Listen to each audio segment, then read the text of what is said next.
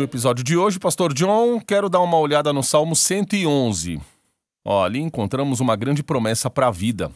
O temor do Senhor é o princípio da sabedoria. Salmo 111, 10.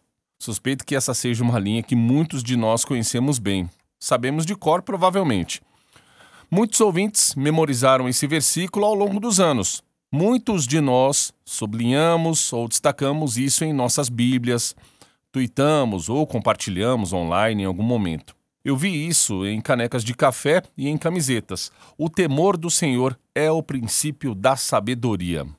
Mas há um toque cristão hedonista nesse texto aqui que eu não tinha notado até ver algo que você disse sobre isso alguns anos atrás. Você citou o texto e depois disse, abre aspas, como tantas vezes nas Escrituras, o que acontece no coração governa o que acontece na mente.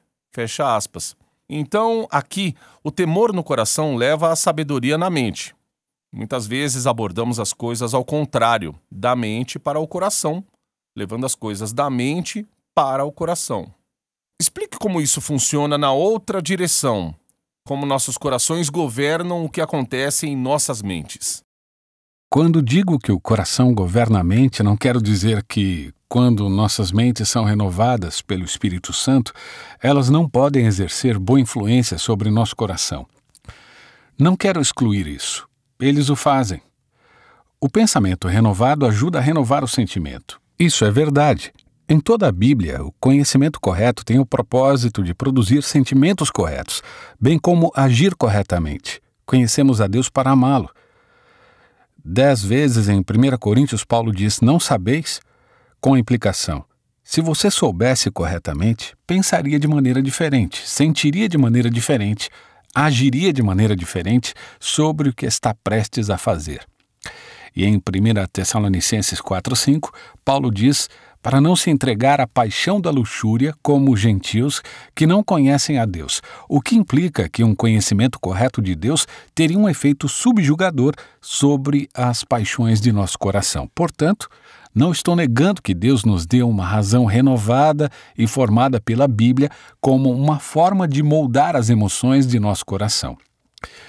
De onde tirei a ideia de que isso também funciona ao contrário? Ou seja, que um coração cujos desejos vão atrás do mal ficará cego de ver a verdade sobre Deus em seus caminhos e obras, e um coração que deseja ir atrás de Deus e do que é bom verá a verdade mais facilmente.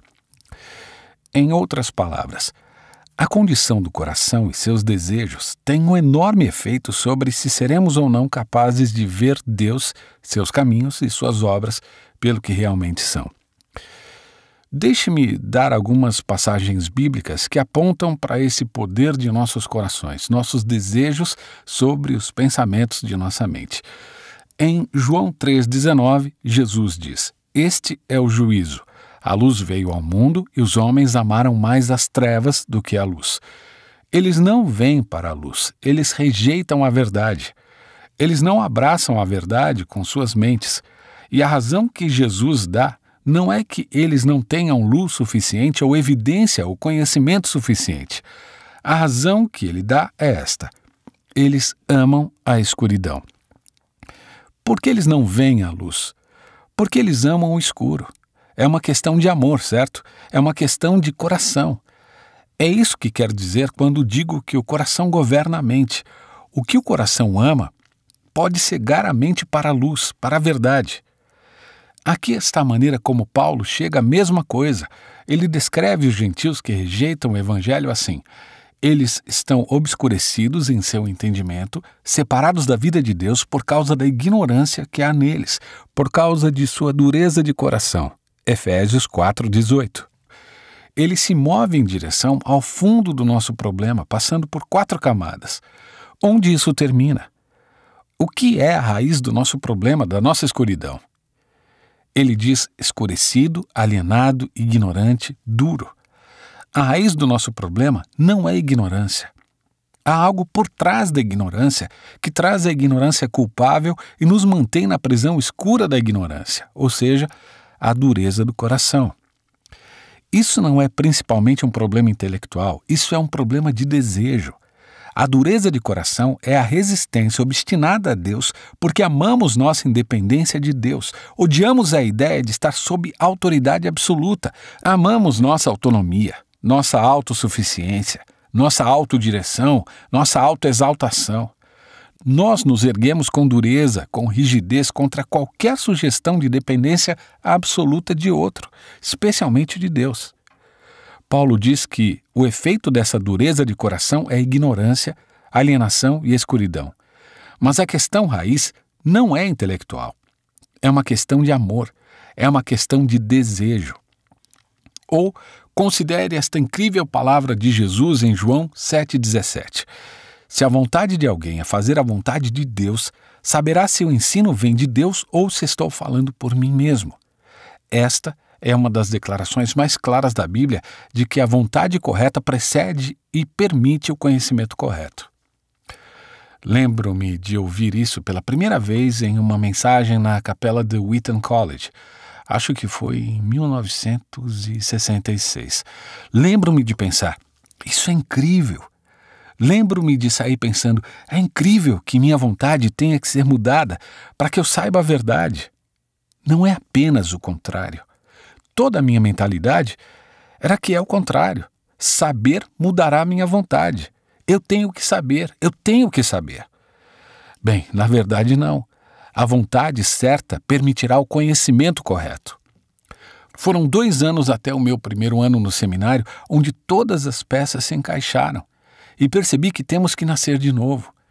Temos que ter uma nova vontade, um novo coração. Algo tem que acontecer conosco para nos mudar por dentro, para que possamos saber as coisas da maneira que devemos conhecê-las.